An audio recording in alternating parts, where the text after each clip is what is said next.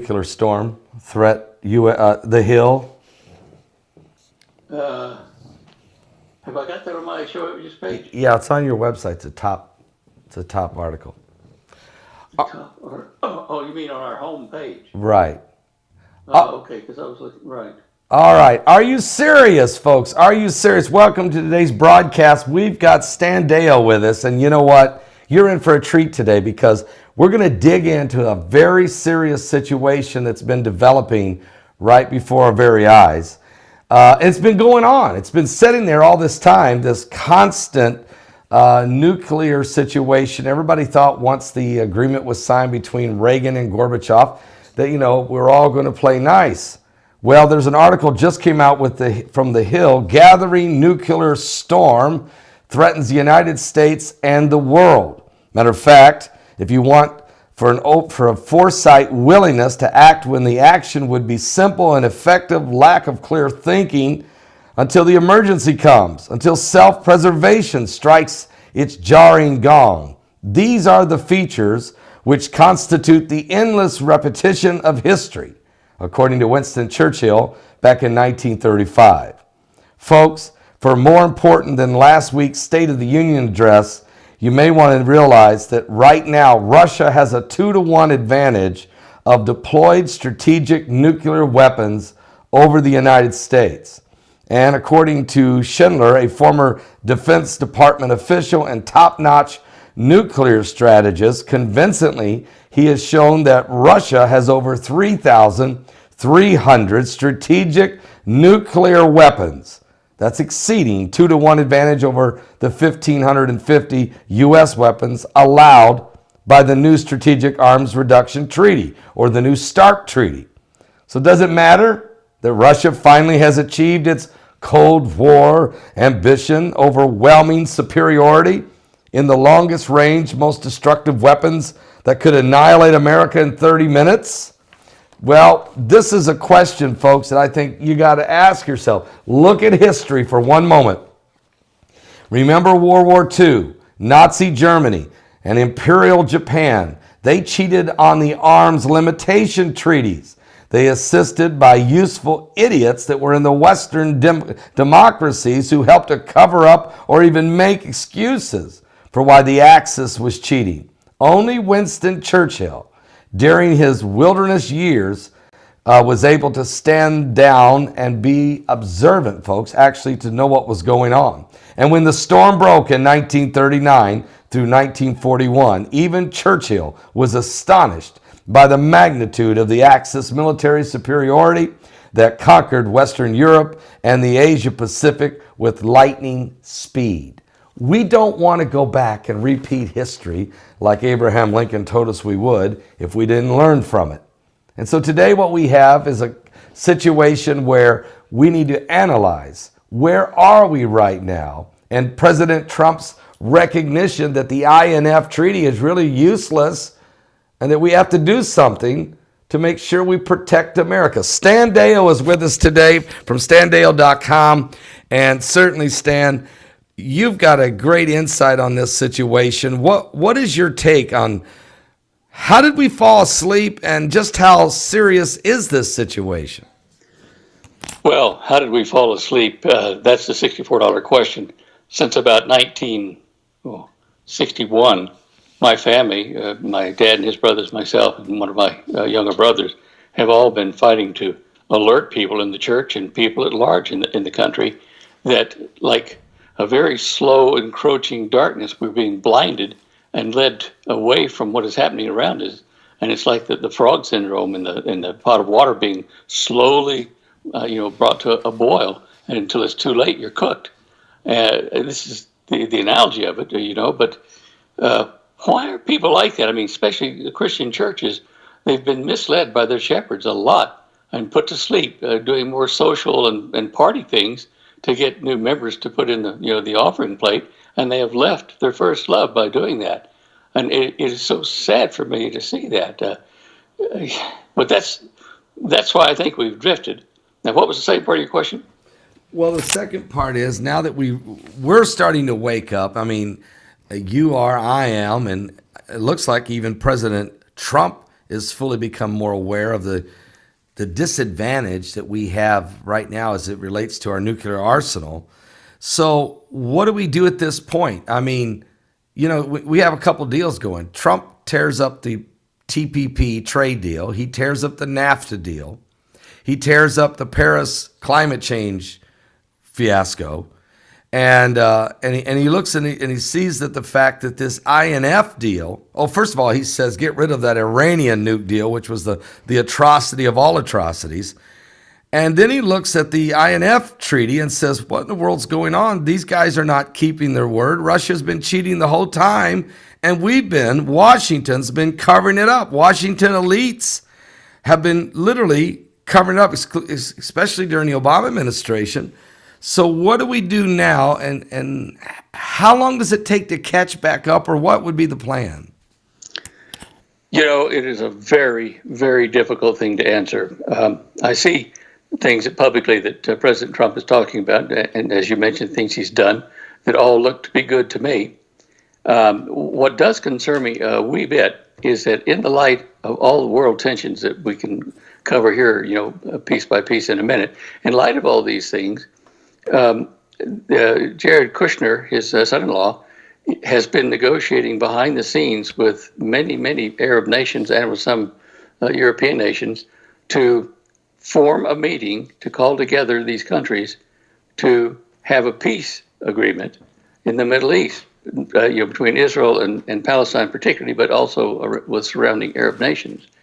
Now, this would fulfill the Daniel prophecy of the Antichrist at this time being a signatory or ratifying a peace treaty in the Middle East. Now, I didn't say Middle East exactly in the in Daniel's scripture about it, but it's in the region thereof between Israel and neighboring countries. Now, if that happens, and President Trump, particularly the United States, authorizes that, signs that agreement that divides Jerusalem or divides Israel more than it is already, then I suspect that the United States is going to be divided, physically and possibly culturally, because we've divided the Holy Land. What do you think? I think you're exactly right, and I mean, the Bible plainly says not to part the land.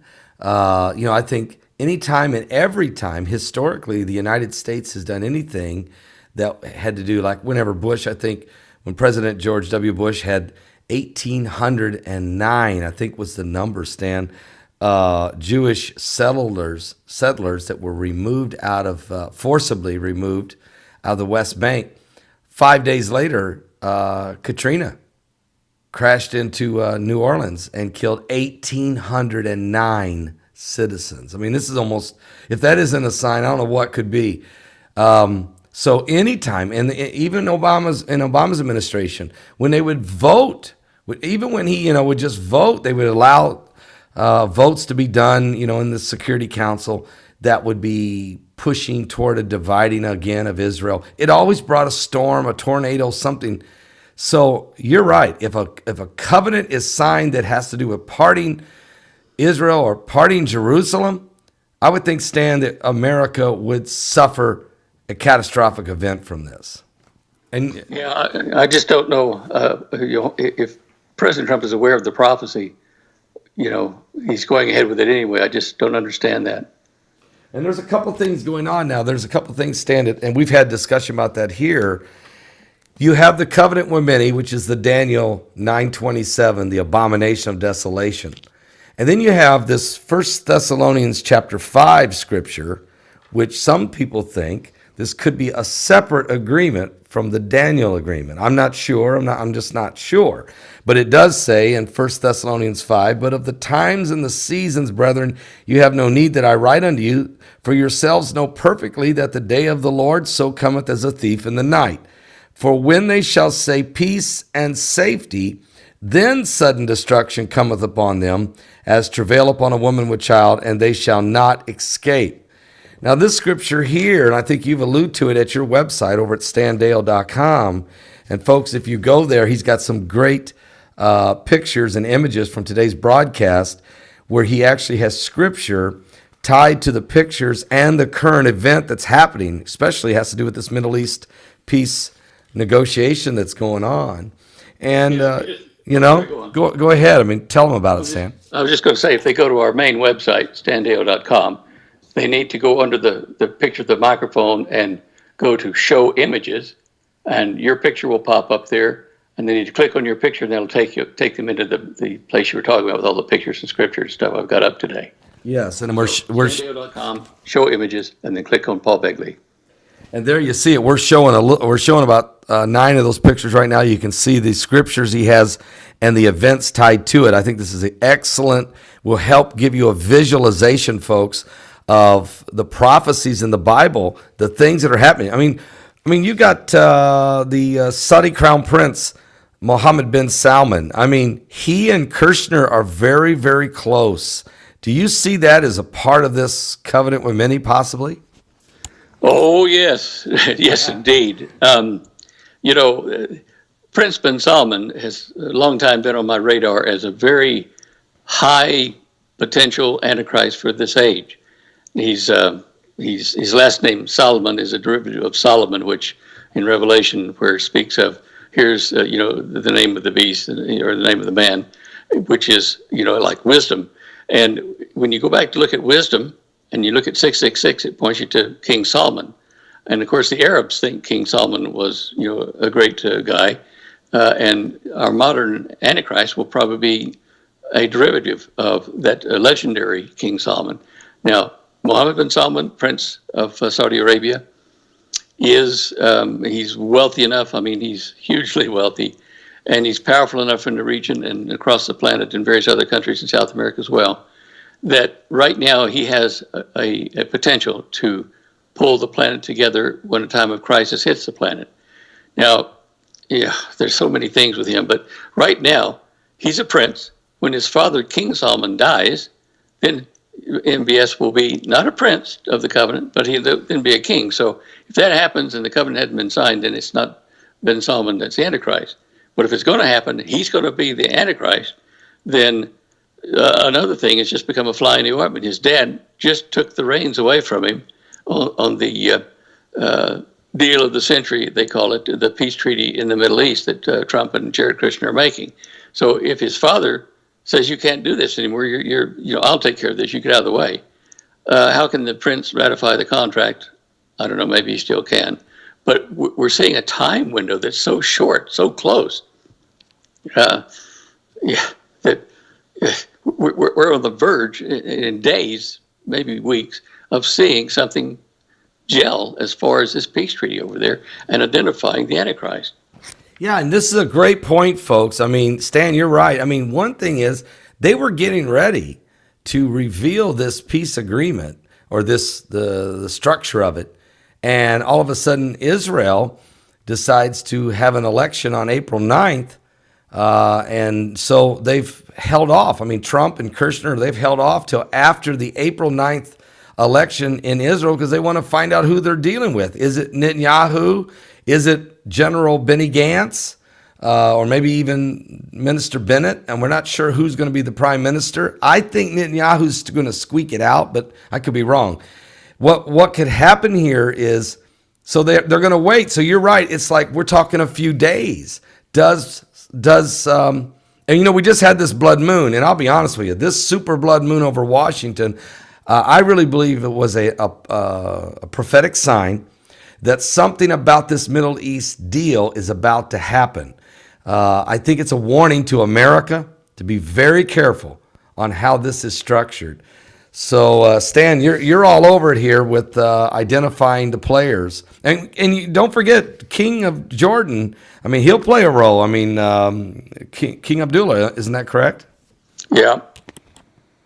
He's been a kind of a anti-Israeli for some time now. Then he's not even honoring any longer allowing settlers or visitors to come into Jordan to an area that he set aside for Israel by contract or by treaty. He's really kind of turning against Israel in that respect. So, I mean, he's so close. If he makes a deal with, say, the Arabs and their weapons or whatever, I mean, he's like a few minutes, less than 9 minutes away from Jerusalem by aircrafts and missiles and stuff. So watching him, he's a key player in the whole chessboard over there. And with the fact that the Temple Mount right now is under his control, if you will, his overseeing it anyway. He plays a role, no doubt. And then you've got other players. I mean, Saudi Arabia, as you've just said, no doubt. United States, the British Empire, they got their hand in the cookie jar. The Vatican's got their hand in there. I mean, there's a lot of players. This would be a covenant with many, wouldn't it? Oh yeah, absolutely. This conference that they're having in Warsaw here soon, in just a few weeks, it'll be a 2-day conference. They've invited, I think it's 40 nations to attend. A lot of them are Middle Eastern. But at that conference, they are going to promote a future of peace and security in the Middle East. Now, peace and safety and peace and security, I think, are the same thing, don't you? Yes, and that's why you're right on the money with your 1 Thessalonians chapter 5. That's exactly right, and that's exact. And they're going to be actually going to question Jared Kushner in this meeting over in Warsaw, Poland. And I think it's on Thursday, folks, on Valentine's Day. He's going to take some questions publicly from some of the foreign ministers about the agreement. Now, he won't reveal it all, but that's going to be interesting. We need to watch and see how he reacts. It is. He, as you said earlier, he and young Prince Mohammed bin Salman are good buddies. I think it's a one-way control, though. I think Prince bin Salman kind of overshadows young Kushner. But the other thing in that area that is kind of a fly in the ointment this time is the thing you mentioned about the Israeli elections. Now, on slide 51, I've got on the show images page, I have a link to an article about Prime Minister Benjamin Netanyahu cutting back or actually stopping payments to the Palestinians by, not deduct certain amounts of money from the tax he gets to the Tel Aviv regime, and he collects on behalf of the Palestinian Authority. So he's really irritating him financially by not letting him have all 113 million of it or something like that. So here we are going into a Warsaw conference to promote peace and security, and this act, you would think, by Israel is going to really irritate the Palestinians. So there must be some grand plan there. Maybe he'll change his mind if he gets reelected and stop that and go back to being friendly with Palestinians to allow the agreement to be made. I don't understand his act there either. There are a lot of things I don't understand. I see them happening, and I know they fit into prophecy, but I don't understand why exactly. Well, that's right, and that's why we keep watching every day. You got one eye in the Bible and one eye on the current events, and you just keep watching. And it's a very fluid situation. It's an amazing time we're in. We're certainly in these end times, dangerous time as well. Let's go back to this question. Now you have, folks, this is Stan Deyo from standeyo.com. And I was thinking about your wonderful equipment that protects the home, it protects all the components in your house, okay, all the electronics. And the threat of an EMP, I understand, you and I talked about this last year. Kim Jong-un, he's got the potential to shoot off one of these EMPs and fry one of our cities. He could do this, couldn't he?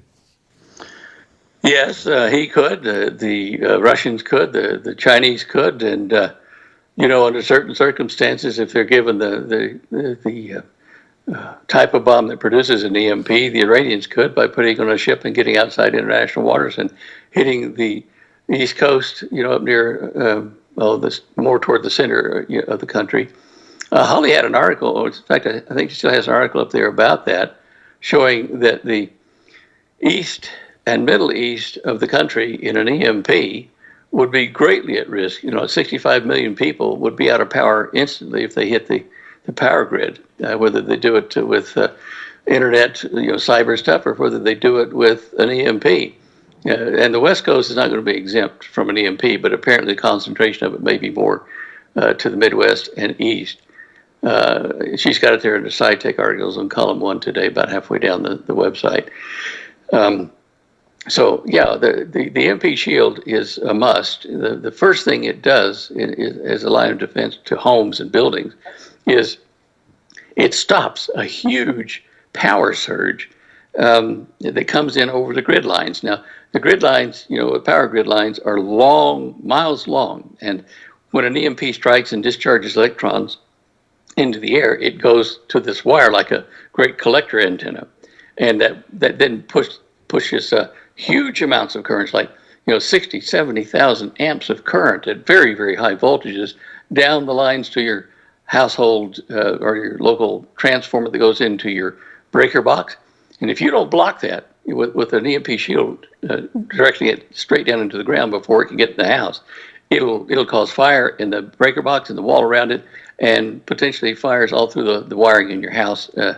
Needless to say about your instruments, electronics inside the house. So the first line of defense is your EMP shield, which is being used already by our government customers, and we're designing more things for them as well. This is a revolutionary piece of technology. It is extremely fast. In less than half a nanosecond, half a billionth of a second, it says, uh-oh, we've had an EMP pulse and it's coming our way. And immediately it takes your neutral and ground lines in your house straight down into the ground, so that when that big surge of current and voltage hits, it goes straight down in there into the ground and misses your house. I think every house should have one. We're even talking to some of the local power co-ops to say, look, we've designed this thing, a round thing like a disc that fits inside your smart meter. And it has in it the circuit that protects the homes. An offer to your customers at $5 a month or something like that. And you don't even have to get in their house to do it. You can just go outside of the power meter, put it in, screw it in, and you're done. And protect the whole co-op district from these fires that would certainly happen at the houses if they don't do that. So yeah, I'm excited. At the same time, we're all sweating a bit trying to get the production up to where we can meet the demand that we're getting, and going to get even more shortly. So, well, look, you've got a coupon code you can give to folks. Just Begley, your name, and people will get $50 off any unit they order from us. 4 units. Some people are ordering 2 and 3 for various uses, but someone for a car, someone for a generator outside the house that's disconnected, and for the house one itself. And then we've got extension ones inside the house that will hold 6 power points on it. So, yeah, I mean, we've got 30 some odd models that are just trying to meet the request that people say, I need one for this kind of a thing and that kind of a thing. So tell you people to go to myempshield.com, and I'm going to send you, your IT guy, a new link for your graphic and a new graphic to get you to the right place, because I don't know that your graphic is going to the right website at the moment. But that'll sure help your people to get that discount. All right, folks, there you heard what Stan said. You just get that EMP shield. When you get that, and you just use my name Begley and save $50 on the unit for you and for your home. And I think, Stan, they should probably, is it good for them to call there and ask what it is they need? Is there someone they can talk to? They can say, here's my home, here's my size of my home, that kind of thing? Yeah, we've just put in a new switchboard here. Let me just grab up on the internet here our website and see what it says. I think it's the switchboard we all are hooked into. A lot of it will probably be transferred to my phone anyway, or to my extension. But yeah, either myself or one of the executives there at the factory will be able to tell people what they need. There are peculiar arrangements of things that people have on a farm. Got this much power going out to a barn, and we have some power from the grid. We have a generator. All those kind of questions. People need to talk to us about it, because there are certainly variations that we need to look at in some instances. But just for the normal house in the burbs, a 120-240 volt EMP shield can either be wired into the side of the breaker box or put inside of it with a little 2 green lights that come out the side so you can see that it's working. Those are the 2 types. that are most commonly used. And so it's fairly straightforward if you have a straightforward situation. And also, Stan, you're talking about the smart meters. Now, the fires we just had in California. I mean, I talked to people out there in California who actually went to several inspectors, guys that went to homes and homes and homes.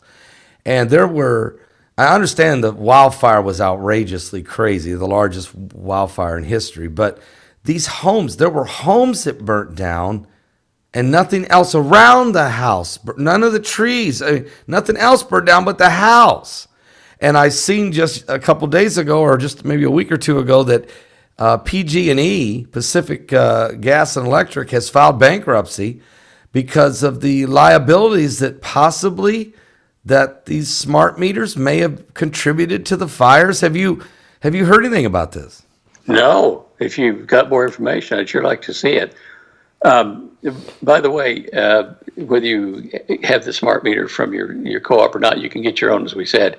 The phone number for getting into our factory is 620-412-9978. 620-412-9978. And if I'm not there, there are several guys there that can help you. The front desk knows who. But yeah, I'd like to know more about that, what the smart meter played in that. I saw those pictures of where you have a house just burned to the ground, an ash pile, and around it the green trees were still there. I'm not. I looked at that. I'm not sure that I was happy with my explanation, but it was like the fire was so intense that it went upwelled and went up high enough to get over the trees and then curl around and form one of these little invisible thermal donuts in the air, and it took it away from the area before it could burn all the trees. That's the only thing I could figure, but as far as the smart meter involvement, I don't know anything about that.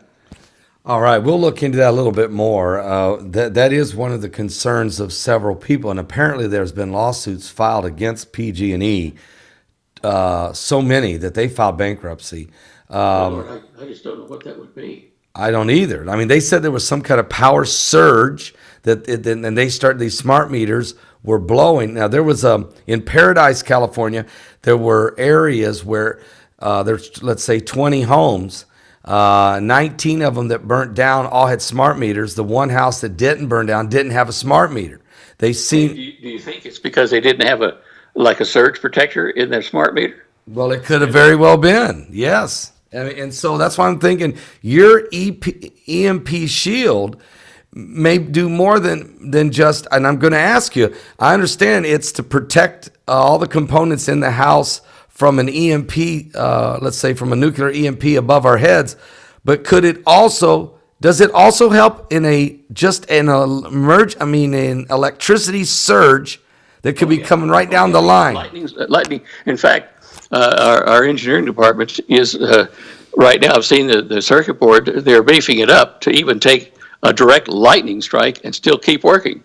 It'll stop one lightning strike surge, because that normally would destroy such things as these shields. But we're making ours to take a lot more power, because a lightning stroke hitting your house is a lot hotter than an EMP shield. An EMP burst effect. So, lightning strokes are very, very tough. But we've tested our devices in a factory that got hit with high voltage surges like that, and it blew our EMP shield, the original design, but it saved all of their factory equipment and saved them $60,000 worth of damage in one day. So what we're doing now is increasing the strength of it so that it will also work after it's been hit by lightning, unless it's a direct spot right on it that melts it into a puddle of metal or something. But other than that, a lightning strike right onto your home and stuff like that, it would survive, it would protect you, and still be working. It doesn't matter anyway. We warranty the things against stuff like that to replace them. But we're trying to make it so that they don't have to get a replacement, that it keeps on working. This is great information, folks. Again, Stan Deyo, go to his website, www.standeyo.com. the number Brock's been putting on the screen if you have any questions about your home and what you may want to do. But after these wildfires in California, and with some folks really truly look, if a power surge happened at PG&E and it blew some of these smart meters and set homes on fire, then of course the conditions were so awful. I mean, it was so dry. The winds were blowing 70 miles an hour. Obviously, if houses start burning, then the forest can burn as well, and it can snowball. But there is several situations where people are really wondering how could their house have burnt down and nothing else around it. You know what? You're right. You're right. Now I understand what happened. Because if it had moved in, blowing in with the winds, it would have come in from some side of the house. It would have hit the trees first and then the house. But no, the house burned from the center out, and that heat went up and didn't pass onto the trees because it went straight up into the sky from the house, not from the trees. That's exactly right. And I talked to one of the guys that was there, who was one of the inspectors who went out, and they were going, he had been on 6 different tours. He went to different communities, and he said right to me on the air, he said, look, there are houses that burnt down with nothing else burnt but the house. And then there would be other houses in the same neighborhood that didn't burn, and they didn't have the smart meter. Okay, they still had the old style meter. So there's a serious potential liability here, and I think this is why PG&E has went ahead and filed bankruptcy, because they know that there may be more to this story than. Look, the winds were blowing, Stan. The area was dry and parched, and the forest wasn't clean like it's supposed to be. And Trump was right on that when he said to Jerry Brown, you guys, for the last 25 years, did not clean the forest the way it's to be done. You knew this. You used to do it. Look, you got to take some responsibility. But at the end of the day, there's maybe more than what meets the eye. And you were the guy I needed to give this to figure out where we go from here. But I'm glad your equipment can prevent this kind of thing, because you will stop even a lightning strike voltage surge. Certainly something coming down the line, it would be able to handle it, wouldn't it? Oh, absolutely. I wish we could have told PG&E about this before they filed bankruptcy, because maybe they could mitigate, the lawsuits and damages, but maybe they can restart under a different company name, so they can keep going and supplying power. But we've already got power co-ops in Colorado and Kansas, and all saying, all right, when you get it, into production, we want them. I mean, we're talking tens of thousands of homes, and boy, I wish I'd have put that together. We could have at least told them it was in development and maybe saved some of their problems. Well, maybe going forward you can. And so it's an important part. Folks, again, go to standale.com. That's www.standale.com. Stan, let's go back to the nuclear question a little bit here. I mean, where do we go from here? Trump says, forget the INF. You guys have been cheating. We got to move on and protect ourselves. Does that mean, are we back in an arms race again? Oh, yes. Understand a couple of our executives are kind of gagged a bit about what we can say, but there's arms and there's arms. And a couple of them are having to get top secret security clearances now because of developments. But you have defensive stuff, you have offensive technologies, and obviously the government is not going to tell the press, and hence our enemies, what they're really up to in detail. You have to give the government a little leeway on that, because they're trying to defend us. And the new technologies for weapons a lot of them include EMP type weapons that are portable. And that's about as much as I can say about that. But wow, we yeah. I don't like that. We're talking. So the nukes are being downsized. I mean, you're saying portable nukes or briefcase nukes or that kind of thing, and we're hearing that kind of thing. This is a dangerous world now. It is, and right now, I think you were probably talking about it today or earlier on your show about the Chinese-American conflict over in the China Sea. With our fleet, with the Carl Benson stuff being over there, doing navigational exercises, in quotes. but really keeping an eye on the Chinese developments with those artificial islands they've been building and the airstrips and rocket launch capabilities and things like that. Well, the Chinese are upset, and they're not just kind of sitting at home complaining. They're flying around our fleet. It's at a powder keg pitch over there, and even the British are sending over one of their large warships into the Pacific region as well to join this stalemate to China. They're helping us in that respect. It's building up, and we've got a fleet or so over in the Mediterranean, and some craft, I think, in the Red Sea or the Arabic Sea, Sea of I forget what they call it, the Arabian Sea. That's what it is. Yeah. In that region, and we're all getting ready to strike two fronts: the Chinese, the Russian, Syrian, Iranian front in the Middle East, and we're divided against those two. and the president is now also trying to solve the border problem to keep the illegals out, because a lot of those have been proven to be foreign agents from the Middle East who can come in and use weapons in the States to destroy us from within. So technically, he's already preparing for war on two fronts, and he's trying to get the Congress to approve a war on the third front to protect the country.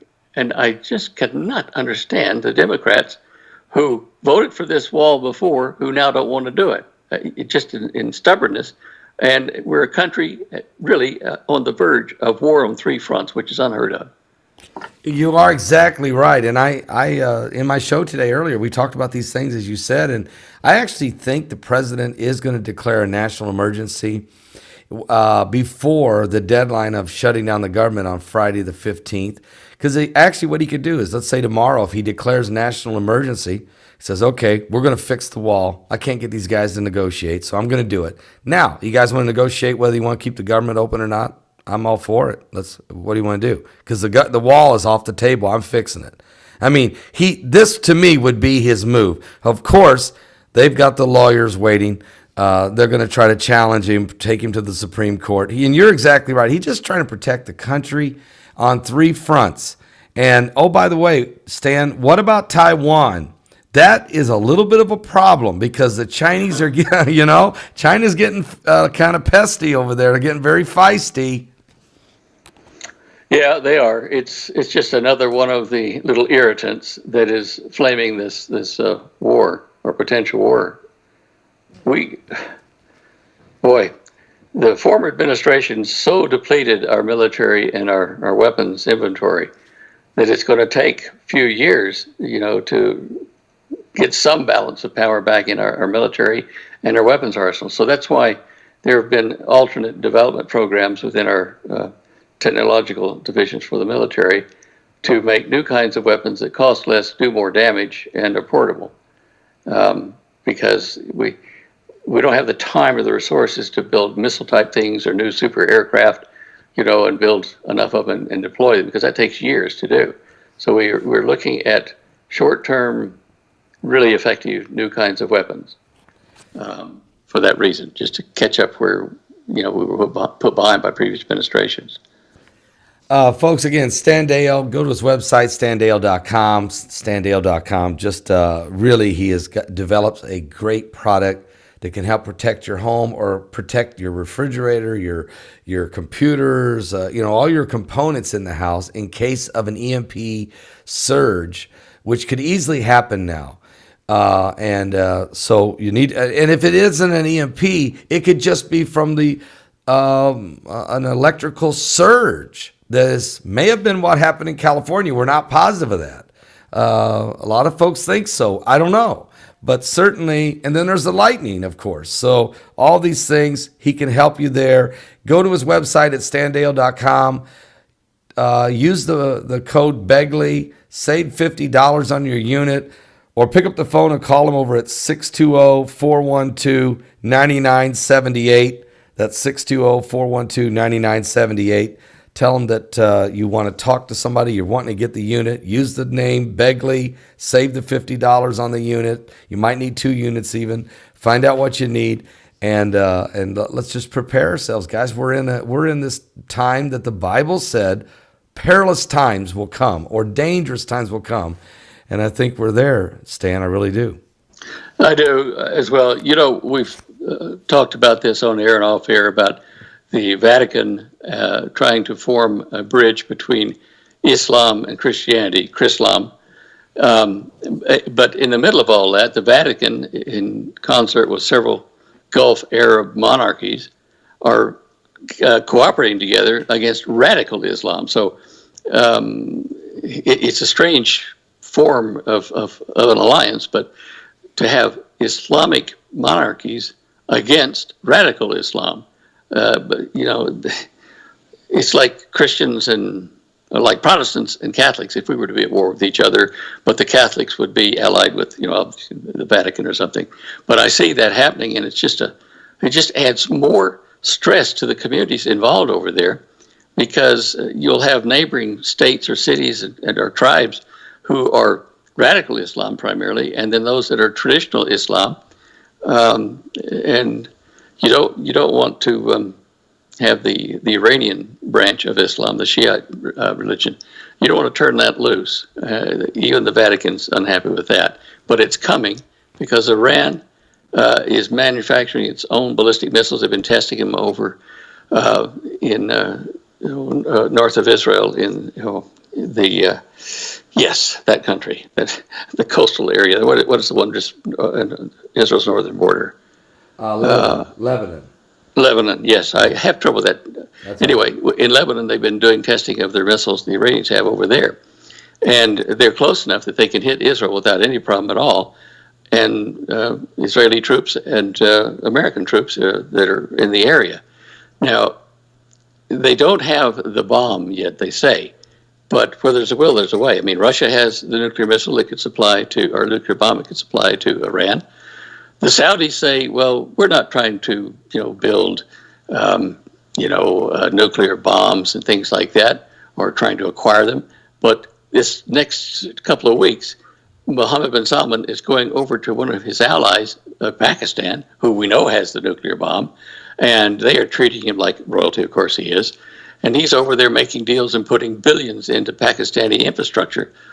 Oh, and what is the chance he might get 1 or 2 nuclear bombs for the missiles he's got back home? I wonder. Great point. And yeah, you're exactly right. Saudi Arabia is going to arm themselves with 2 or 3 nukes. And no doubt the Iranians are going to have 2 or 3 nukes. And as we go forward, it's a look, here we go. It's the showdown in the Middle East. It's the end times that we're in. And folks need to understand we are living in these last days. Stan, I wish we had more time to go on with this conversation. We will have you back here very soon and pick up where we left off, because this is going to be a very, very, between now and the revealing of this peace agreement or 2-state solution or whatever it is they're trying to do. What will this all shake out? How does this relate to the fronts? You're talking about the 3-front war potential. All this is very, very interesting and very important. And so we appreciate you coming on and being with us today. Thank you, Paul. Appreciate it, and appreciate your work too. Thank you. Thank you very much. Folks, again, that's Stan Deyo. Go to his website, www.standeyo.com. And we really appreciate him. His insight is superb, and it's very, very much needed in these end times. I'll be back with more current world events and how they relate to the biblical prophecies later tonight at 10 p.m. on Primetime Live. God bless.